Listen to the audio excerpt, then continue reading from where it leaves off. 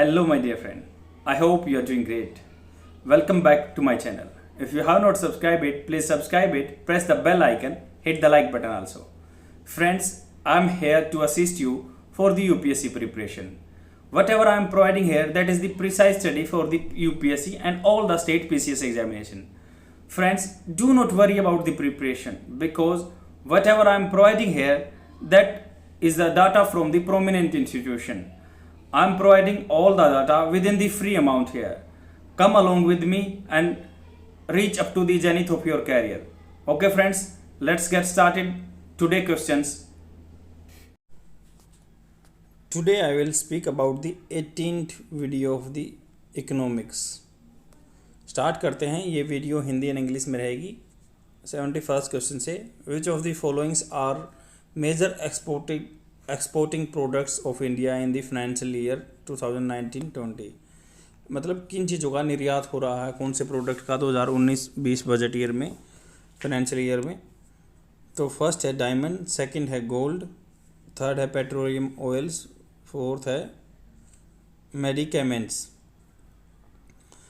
तो कौन सा आंसर करेक्ट है आप अपना आंसर मार्क कीजिए. अगर साथ के साथ अटैम्प्ट करते रहोगे तो आपको क्वेश्चन पेपर में कोई दिक्कत नहीं आएगी. ए है फर्स्ट एंड फोर्थ, बी है सेकंड एंड थर्ड, सी है फर्स्ट थर्ड फोर्थ और डी है सेकंड एंड फोर्थ. तो इसका सॉल्यूशन सी है. India's exports in the financial year 2019-20 are petroleum कहाँ पे 13.2%. पेट्रोलियम जो ऑयल्स हैं उसका एक्सपोर्ट ज़्यादा हुआ है. डायमंड का 6.8% हुआ है. मेडिकामेंट्स का हुआ है 4.5 और article of the jewellery 4.2, motor vehicles 2.2. मतलब इन चीज़ों का हमने निर्यात किया. सबसे ज़्यादा पेट्रोलियम ऑयल्स का हुआ है, दूसरे डायमंड पे हुआ, तीसरा मेडिकामेंट्स में हुआ है, फिर ज्वेलरी का हुआ है और फिफ्थ पे आपका मोटर व्हीकल्स का हुआ है. there might be confusion at both petroleum and diamonds are also imported. मतलब पेट्रोलियम प्रोडक्ट्स हम 80% तो हम पेट्रोल को, क्रूड ऑयल को हम इम्पोर्ट करते हैं और डायमंड को भी इम्पोर्ट करते हैं. But however after value addition they are exported. मतलब वैल्यू एडिट करते हैं हम. जो क्रूड ऑयल है, कच्चे तेल से हम प्रोडक्ट बना के पेट्रोलियम जेली वगैरह या वैसलीन जो बनाते हैं वो हम एक्सपोर्ट करते हैं. तो उनका क्या है आल्सो. तो इनका हम वैल्यू एडिशन करने के बाद सबसे ज़्यादा हमारे इंडिया से पेट्रोलियम प्रोडक्ट ही एक्सपोर्ट होते हैं. गोल्ड क्या है, मेजर इंपोर्ट प्रोडक्ट्स है. गोल्ड इंपोर्ट प्रोडक्ट है इसलिए वो एक्सपोर्ट में नहीं है. नेक्स्ट क्वेश्चन पे चलते हैं. और डायमंड की भी कटिंग करने के बाद हम एक्सपोर्ट करते हैं. With reference to the special drawing rights of the IMF consider the following statements. उसके बारे में स्टेटमेंट दिया गया. फर्स्ट है it was created to accommodate surplus foreign exchange reserves. ये अकोमोडेट करने के लिए बनाया गया जो फॉरेन एक्सचेंज रिजर्व हैं, assets held by the member country. जो मेंबर कंट्री हैं उनके पास फॉरेन एक्सचेंज रिजर्व हैं, उनको अकोमोडेट करने के लिए है. सेकंड है it can not be held by the private parties. ये प्राइवेट पार्टीज़ के द्वारा हेल्ड नहीं किया जा सकता है. थर्ड है special drawing rights is both N exchange rate system and A loan agreement. जो स्पेशल ड्राइंग राइट्स हैं क्या है, एन एक्सचेंज रेट सिस्टम भी है और लोन अरेंजमेंट भी है. कौन सा स्टेटमेंट करेक्ट है आप अपना आंसर मार्क कीजिए. ए है फर्स्ट एंड सेकंड, बी है सेकंड एंड थर्ड, सी है फर्स्ट और डी है सेकंड ओनली. इसका करेक्ट आंसर बी है. फर्स्ट स्टेटमेंट इनकरेक्ट है. स्पेशल ड्राइंग राइट्स और सप्लीमेंट्री फॉरेन एक्सचेंज रिजर्व. ये फॉरेन एक्सचेंज रिजर्व जो कोई भी कंट्री का RBI या सेंट्रल बैंक रखता है उसके एक अल्टरनेटिव मेथड है. इसके द्वारा अगर स्पेशल ड्राइंग राइट्स किसी के पास रिजर्व हैं तो वो IMF से लोन ले सकते हैं. तो ये हर एक कंट्री के द्वारा जो भी IMF के मेंबर हैं उन द्वारा मेंटेन किया जाता है. और स्पेशल ड्राइंग राइट्स में ही वो करेंसी को कैलकुलेट करता है, ना कि करेंसी में जो IMF है.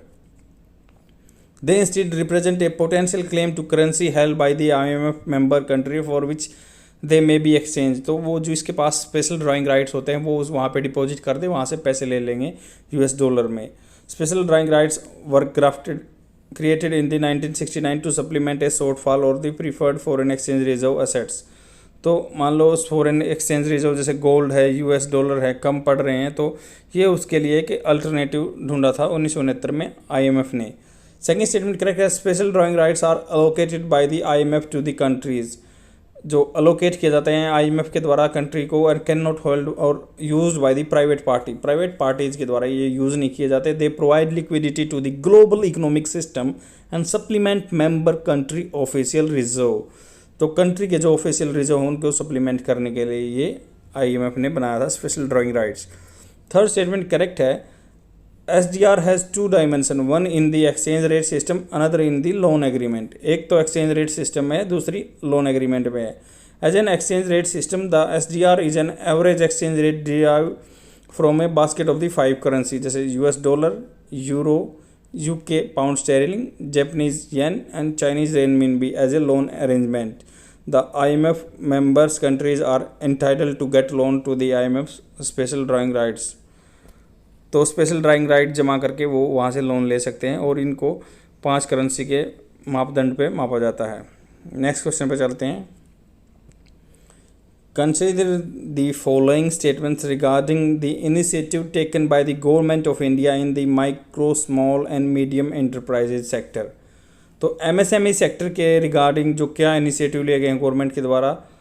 फर्स्ट है, Udyami Mitra portal aims to improve the accessibility of the credit to the micro small and medium enterprises, जो उद्यमी मित्रा पोर्टल है वो इम्प्रूव करने के लिए जो क्रेडिट है MSME सेक्टर्स को मिल जाए, पैसा मिल जाए किसी भी काम के लिए फाइनेंस करने के लिए। सेकंड है, MSME संबंध portal will give MSME information about starting and operation, getting finance and credit enhancement, तो क्या MSME संबंध पोर्टल इस काम के है कि वो ऑपरेशन स्टार्ट कब हो रहा है, फाइनेंस मिल रहा है, क्रेडिट मैनेजमेंट हो रहा है, इन्हांसमेंट हो रहा है या नहीं हो रहा। थर्ड है, MSME Sampark is a digital platform to provide job opportunity for MSME technology centre trainees, जो MSME ट्रेनिंग सेंटर्स में ट्रेनिंग करते हैं उनके लिए क्या डिजिटल प्लेटफॉर्म है जॉब अपॉर्चुनिटी प्रोवाइड करने के लिए। कौन सा स्टेटमेंट करेक्ट है, आप अपना आंसर मार्क कीजिए। ए है फर्स्ट ओनली, बी है सेकेंड एंड थर्ड, सी है फर्स्ट एंड थर्ड और डी है फर्स्ट सेकेंड एंड थर्ड, तो इसका सॉल्यूशन सी है। फर्स्ट स्टेटमेंट करेक्ट है, Udyami Mitra portal launch by the small SIDBI मतलब small industrial development bank of India, SIDBI bank के द्वारा to improve the accessibility of the credit and hand holding service to the MSME, तो accessibility of the credit सबके पास हो, जो मान लो कोई छोटी फैक्ट्री लगा रहा है उसके पास पैसा अवेलेबल होना चाहिए, ऐसे इसलिए MSME ने इस पोर्टल को उद्यमी मित्रा पोर्टल जो नेट पे पोर्टल बना हुआ है यहाँ से एक्सेस हो सकता है क्रेडिट का। सेकंड स्टेटमेंट इनकरेक्ट है, the ministry of micro small MSME जो है has launch MSME delayed payment portal, तो ये पोर्टल का नाम है MSME डिलेड पोर्टल, MSE संबंध नाम है इसका। The objective of this portal is to monitor the implementation of the public procurement of the MSME by the central sector enterprises, जो MSME या छोटी फैक्ट्रियों में आपके प्रोडक्ट बन रहे हैं उनको सेंट्रल पब्लिक सेक्टर एंटरप्राइजेज ले रहे हैं, खरीद रहे हैं नहीं खरीद रहे, तो वो MSME संबंध पोर्टल है। जो इंडिया SME सर्विस प्लेटफॉर्म ये अलग से है, India SME service platform design by the SIDBI bank के द्वारा डिज़ाइन किया हुआ है, will give micro small enterprises informing about the starting operation, start operation हो रहा है, फाइनेंस क्रेडिट हो रहा है या क्रेडिट इन्हांसमेंट हो रहा है, अदर सपोर्ट सर्विसेज मिल रही हैं या नहीं मिल रही, तो ये चीज़ें भी हमारे इसमें इस पोर्टल में प्रोवाइड होती है जो SIDBI बैंक ने बनाया हुआ है। थर्ड स्टेटमेंट करेक्ट है, MSME Sampark is a digital platform for the MSME technology centre trainees, तो MSME संपर्क जो डिजिटल प्लेटफॉर्म है वो वहाँ पे जो ट्रेनिंग कर रहे हैं उन बंदों के लिए जो अपॉर्चुनिटी प्रोवाइड करने के लिए ऐसा संपर्क पोर्टल बना है जहाँ पे संपर्क करके बंदे जॉब ले सकते हैं, अपने आप को रजिस्टर कर सकते हैं। नेक्स्ट क्वेश्चन पे चलते हैं। With reference to the P note, participatory note बोलते हैं, consider the following statement. Participatory note क्या होते हैं, जैसे क्या होता है कोई भी फॉरेन इन्वेस्टर है, मतलब वो अपने आप को अपने जो ID कार्ड, आधार या जो भी, मतलब आधार तो इंडिया में है, जो वहाँ पे अपना पैन कार्ड वगैरह सबमिट नहीं करना चाहता, वो एक जाएगा FII फॉरेन इन्वेस्टर है, तो फॉरेन एक जो ब्रोकर टाइप में लगा लो, वो उसके पास जाएगा, कहेगा कि मेरा पैसा इंडियन स्टॉक मार्केट में लगा दो, तो उसको ही P नोट बोलते हैं। फर्स्ट स्टेटमेंट करेक्ट है, नो सॉरी, फर्स्ट स्टेटमेंट ये है कि it is use by the NRI, क्या जो नॉन रेजिडेंट इंडियन है, for the investment in the Indian stock market, India की स्टॉक मार्केट में NRI के द्वारा ये पोर्टल यूज़ किया जाता है क्या। सेकंड है the investor of the P note does not own the underlying Indian security, जो पी नोट में इन्वेस्टर हैं जो भी पैसा लगाते हैं, does not own the underlying Indian security, तो उनके पास इंडियन सिक्योरिटी नहीं होती है। थर्ड है it can not be transferred with the approval of the user, ये यूज़र के अप्रूवल के बिना ट्रांसफ़र नहीं हो सकते हैं। कौन सा स्टेटमेंट करेक्ट है, आप अपना आंसर मार्क कीजिए। ए है फर्स्ट एंड सेकंड, बी है सेकंड, सी है सेकंड एंड थर्ड, और डी है फर्स्ट एंड थर्ड। इसका करेक्ट आंसर सी है। पी नोट जो होते हैं, participatory note, is a derivative instrument issued in the foreign jurisdiction, तो ये मतलब फॉरेन के जुरिडिक्शन में इशू होता है by A SEBI registered foreign institutional investor, FII बोलते हैं, फॉरेन इंस्टीट्यूशनल इन्वेस्टर, और इट्स सब्स अकाउंट्स और one of its associates against underlying Indian security. तो जो FII है उसके द्वारा ये इशू किए जाते हैं। द सिक्योरिटी से भी जो है, security and exchange board of India has barred non resident Indian, NRI इसमें इन्वेस्ट नहीं कर सकते हैं, या resident Indian from the subscribing to P notes a move to stem black money in the Indian economy. क्योंकि क्या करते थे बंदे यहाँ पे, मान लो जो यहाँ से काला धन कमाया हुआ उसने, वो यहाँ से जाके FII में जो है उसको पैसे दे देते थे, वहाँ से पार्टिसिपेटरी नोट ले लेते थे और अपना पैसा इंडियन स्टॉक मार्केट में लगा देते थे, उसको वाइट मनी कन्वर्ट कर लेते थे। उस पैसे को कमज़ोर मान लो कम करने के लिए जो ब्लैक मनी है, तो उसमें बोला गया है कि NRI हैं जो, या फिर इंडियन इन्वेस्टर है, वो इन्वेस्ट नहीं कर सकता पार्टिसिपेटरी नोट में, इसमें सिर्फ फॉरेन के आदमी कर सकते हैं। सेकेंड स्टेटमेंट करेक्ट है। Investor in the P note benefit from fluctuation in the price of the underlying security since the value of the participatory note is linked with the value of the underlying Indian security। तो जैसे हमारे government security issue करता है bank, वैसे ही उससे link रहता है, उसके रेट दोनों बराबर रहते हैं। But the investor in the P note does not own the underlying Indian security which is held by the FII। तो इसमें इंडियन जो गवर्नमेंट है वो रिस्पॉन्सिबल नहीं, RBI होता है, ये FII रिस्पॉन्सिबल होता है इसके प्राइस अप डाउन के लिए, फ्लक्चुएशन के लिए। थर्ड स्टेटमेंट करेक्ट है। Transfer of the participatory note can be done only after the approval of the issuer, जो मतलब जो इशू करता है, जिस फॉरेन इंस्टीट्यूशन इन्वेस्टर जो भी इशू करता है जिस बैंक से, तो मान लो RBI के लेता है, तो उसी इशूअर जो इशू करता है उसके परमिशन के बिना ट्रेडेबल नहीं है या बेचे नहीं जा सकते हैं। नेक्स्ट क्वेश्चन पे चलते हैं।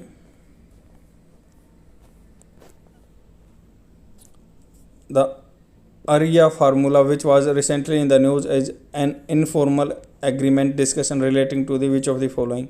ARIA फार्मूला किससे रिलेटेड है, ये रिसेंटली न्यूज़ में था। ए है United nation framework convention on the climate change, B है UN close united nation convention of the law of the seas, C है यूनाइटेड नेशन सिक्योरिटी काउंसिल, और D है वर्ल्ड हेल्थ ऑर्गेनाइजेशन। इसका correct answer C है। ARIA formula is an informal agreement है ये, that allow the US United nation security Council greater flexibility to brief about the international peace and security issue. The ARIA formula meetings are very informal, confidential gathering and enable Security Council member to have a frank and private exchange of the view within a flexible procedural framework with person whom inviting members or members of the council who also act as the facilitator or convener, मतलब बुलाने वाले या facilitate करने वाले, convenience करवाने वाले, believed it would be beneficial to hear or whom they may wish to convey a message। तो जिसको मैसेज पहुंचाने जाते हैं उसके लिए हेल्पफुल रहेगा। तो ये यूनाइटेड नेशन सिक्योरिटी काउंसिल का ARIA फार्मूला इनफॉर्मल अरेंजमेंट है। यूनाइटेड नेशन सिक्योरिटी काउंसिल की international peace and security issues को लेके ARIA formula meetings are very informal होती हैं, कोई फॉर्मल डॉक्यूमेंट नहीं है, कॉन्फिडेंशियल या छिपा के गैदरिंग्स होती हैं। Enable security council member to have a frank and private exchange of the view, अपने व्यू एक दूसरे को दे सकते हैं with a flexible procedural framework with person home inviting members और द काउंसिल। तो आपस में वो व्यू एक्सचेंज करते हैं इनफॉर्मल वे में, उसको ही ARIA फार्मूला बोलते हैं। 76 क्वेश्चन देखते हैं। Which of the followings is or are part of the organised Indian money market. Money market के पार्ट कौन कौन से हैं? कॉमर्शियल पेपर, सेकंड है ट्रेजरी बिल्स, सी है पार्टिसिपेटरी नोट्स, फोर्थ है म्यूचुअल फंड्स, फिफ्थ है कॉल मनी। कौन सा स्टेटमेंट करेक्ट है? आप अपना आंसर मार्क कीजिए। ए है सेकंड एंड फोर्थ, बी है first second fourth fifth, C है थर्ड फोर्थ फिफ्थ और डी है फर्स्ट थर्ड फिफ्थ। तो करेक्ट आंसर बी है इसका। Money markets are use for the short term lending और बोरोइंग। छोटे टाइम के लिए लैंडिंग उधार देते हैं या बोरो करते हैं। Usually the assets are held for 1 year और लेस वेरेज। तो 1 साल के लिए या इससे कम टाइम के लिए होती है money markets. Capital markets are use for the long term security. तो मनी मार्केट कम टाइम के लिए, कैपिटल मार्केट लंबे टाइम के लिए। क्योंकि आपको पता है कैपिटल किसको बोलते हैं? जो मान लो असेट्स आपके बिल्डिंग्स वगैरह या फैक्ट्री में मशीन वगैरह लाते हैं उसको ही कैपिटल बोलते हैं। Capital markets include the equity market and डेब्ट मार्केट। कैपिटल मार्केट में इक्विटी मार्केट भी आता है, डेब्ट मार्केट भी आता है। The organised money market is part that comes under the regulatory ambit of the RBI, SEBI and the following are the components of the Indian market. जैसे treasury bills, call money, certificate of deposits, commercial bill, commercial paper, mutual funds, repo rate, reverse repo rate, call management bill. और a participatory note commonly as a P note बोलते हैं, is an instrument issued by the registered foreign institution investor to an overseas investor who wish to invest in the Indian stock market. तो इनको participatory note हमने पहले भी discuss किया। जो Indian market में पैसा लगाना चाहते हैं फॉरेन इंस्टीट्यूशन इन्वेस्टर के पास जाएंगे, अपना पैसा लगा देंगे विदाउट रजिस्टर, वो खुद को रजिस्टर नहीं करते हैं themselves with the market regulator. The SEBI, it is SEBI के द्वारा में रजिस्टर नहीं करना पड़ता उनको। और it is an not a part of the organise market, ये ऑर्गेनाइज मार्केट का पार्ट नहीं है। नेक्स्ट क्वेश्चन पे चलते हैं। Consider following statements with respect to the 10th agricultural census. 10वीं जो कृषि की जनगणना हुई है, मतलब काउंटिंग हुई है, तो उसके बारे में है। फर्स्ट है total operated area in the country has increase since the 9th agricultural census. तो 2015-16 में ये हुई है 10वीं जो है भूमि की गणना। तो ये क्या, जो 9वीं हुई थी उससे क्या है, बढ़ गया है एरिया। सेकंड है small farmer hold the largest number of the operational land holdings of the India. तो स्मॉल फार्मर्स के पास ज़्यादा ऑपरेशन होल्डिंग्स होती है ज़मीन की। थर्ड है average size of the operational land holding increase as per the 9th agricultural sector. Operational land holdings भी बढ़ी है क्या? कौन सा स्टेटमेंट इनकरेक्ट है हमें वो बताना है। ए है फर्स्ट एंड सेकंड, बी है सेकंड एंड थर्ड, सी है थर्ड और डी है फर्स्ट सेकंड एंड थर्ड। तो इसका सॉल्यूशन डी है। फर्स्ट स्टेटमेंट इनकरेक्ट है। The total operated area in the country has decrease from the 159 million hectares in the 9th agricultural census to the 157 million hectare. तो 159 million hectare से 157 million hectare ज़मीन हो गई है जो बोने लायक है। In the 10th agricultural census showing a decrease 1.11% कम हो गई है। सेकेंड स्टेटमेंट इनकरेक्ट है। The largest number of the land holdings belong to the marginal farmer as per the 10th agricultural census 2015-16 में जो हुई थी। तो मार्जिनल फार्मर्स हैं, जो स्मॉल फार्मर के पास नहीं है लैंड होल्डिंग्स, मार्जिनल फार्मर्स हैं। तो ये डेफिनेशन हम देख लेते हैं मार्जिनल फार्मर की क्या है। मार्जिनल फार्मर है 1 हेक्टेयर से कम जो ज़मीन रखते हैं। 1 हेक्टेयर होता है 2.5 एकड़ के आसपास होता है। स्मॉल है जो 1 हेक्टेयर से 2 हेक्टेयर के पास रखते हैं। सेमी मीडियम है 2 से 4 रखते हैं। मीडियम है 4 से 10 हेक्टेयर ज़मीन रखते हैं और लार्ज है 10 हेक्टेयर से ज़्यादा ज़मीन है। तो जैसे हम अगर हरियाणा के उस हिसाब से देखें तो ये 1 हेक्टेयर कितना होता है, 2.5 किले के आसपास होता है। तो जिसके पास 2.5 मतलब 1 किला 5 बीघा के आसपास होता है। तो जिसके पास लगभग 10 बीघे से नीचे ज़मीन है तो मार्जिनल फार्मर है, और उससे ऊपर है अगर तो 10 बीघे से 20 बीघे तक है तो स्मॉल फार्मर है, और 20 बीघे से 40 बीघे तक के आसपास है तो वो सेमी है, और मीडियम तो 4 से 10 हेक्टेयर के आसपास है। 10 हेक्टेयर से ऊपर सब लार्ज फार्मर होते हैं, और ये आजकल बहुत ही समाज में कम है।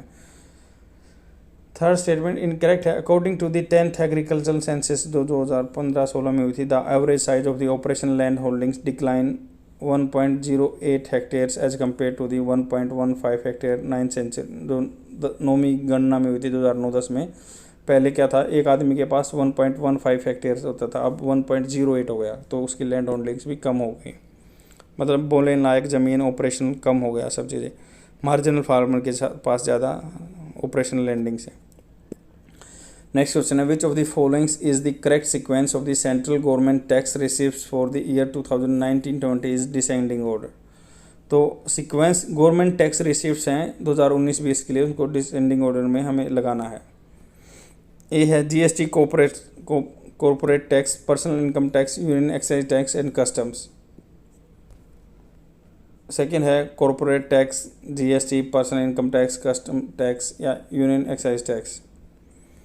सी है जीएसटी है, कॉर्पोरेट टैक्स है, पर्सनल इनकम टैक्स है, कस्टम है, यूनियन एक्साइज टैक्स है। डी है कॉर्पोरेट टैक्स है, फिर जीएसटी है, यूनियन एक्साइज टैक्स है, पर्सनल इंफॉर्मेशन इनकम टैक्स है, कस्टम्स है। मतलब सबसे ज़्यादा कौन सा कलेक्शन हुआ, यही हमें बताना है।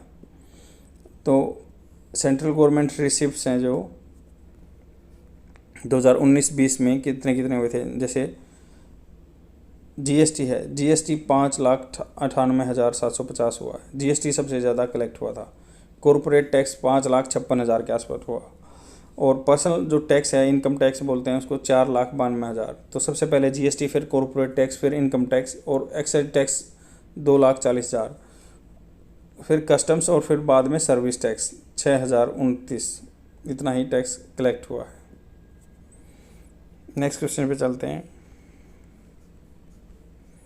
With reference to the global innovation and technology alliance GITA, global innovation and technology alliance which was recently in the news, consider the following statement. First है, its mandate is to stimulate industrial research and development। तो इसका क्या mandate रहता है, investment, जो industrial research है, development में पैसा लगाना। सेकंड है, it was establish under the United Nation industrial development organisation, UNDIDO के अंदर है। कौन सा स्टेटमेंट करेक्ट है, आप अपना आंसर मार्क कीजिए। ए है फर्स्ट ओनली, बी है सेकंड ओनली, सी है दोनों ठीक हैं, और डी है दोनों गलत हैं। तो इसका सॉल्यूशन ए है, जो 9th foundation day of the global innovation and technology alliance was celebrated. तो ये जो ग्लोबल इनोवेशन है, मतलब पूरे विश्व में इनोवेशन फैलाना, टेक्नोलॉजी का अलायंस करना, साथ लेना, तो सेलिब्रेट किया गया है। और फर्स्ट स्टेटमेंट करेक्ट है, the global innovation and technology alliance serves as a catalyst in the nurturing innovation. Innovation को नर्चर कर रहा है, मतलब उसको फैला रहा है, and industrial research and development. It is a platform that encourages industrial investment in innovative technology solution by mapping technology gaps, undertaking expert evaluation of the technology available across the globe, facilitating techno-strategic collaborative partnership appropriate for the Indian economy, and providing soft funding for the technology development। तो soft funding होता है, जैसे कम ब्याज पे पैसा देना होता है। सेकेंड स्टेटमेंट इनकरेक्ट है, जो गीता है, global innovation and technology alliance is a public private partnership between the technology development board and department of science and technology under the government of India and the confederation of the Indian industry, CII। तो इसके अंदर public private partnership है। Next question पे चलते हैं।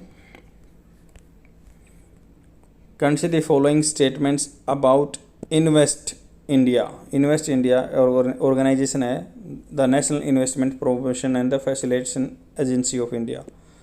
First statement, it is set up for the both foreign and Indian investor. Second है, it is a public entity with equal share holdings between the centre and the states government. कौन सा statement correct है, आप अपना answer mark कीजिए। A है first only, B है second only, सी है दोनों ठीक हैं, डी है दोनों गलत हैं। इसका सोल्यूशन ए है। Invest India is the national investment promotion and facilitation agency of the India, acts as the first point of the reference for the investor in India. The core mandate of Invest India is the investment promotion and facilitation। तो invest को promote करना और facilitate करना। First statement correct है, invest India is setup for the prospective overseas investor and to those aspiring Indian investor desiring to invest in the foreign location। Second statement incorrect है, the current shareholding pattern of the Invest India is 51% of the industrial association और जैसे इसमें क्या क्या है, 17% तो FICCI है जो foreign federation of the Indian industry commerce and chambers index होता है, and confederation of the Indian industry and the NASSCOM है। तो remaining 49% central government and 19% state government का है, hence it is not public entity. तो ये सरकारी entity नहीं है, इसमें पार्टनरशिप है। नेक्स्ट क्वेश्चन पे चलते हैं। ये आपका हिंदी में आंसर प्रोवाइड किया हुआ है। That is all for today. I will come tomorrow with more questions, and please share my video among your friends so that they can get benefited within the free amount, because whatever I am providing here, that is the precise study for the UPSC and the all state PCS examination. Okay friends, thanks for watching. Bye.